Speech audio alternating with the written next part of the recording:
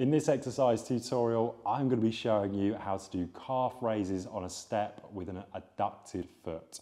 So what does this mean? Well, when you're doing your calf raises on an exercise step, or alternatively, if you're using a step around the house, your heels are going to be closer together than your toes. That's how we know the position. We're creating a V shape with our feet, okay? That is adducted feet. So for the exercise, what you're going to do is your heels are together, okay?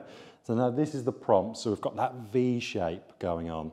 From here, I've got all my toes and I've got my forefoot all on the step.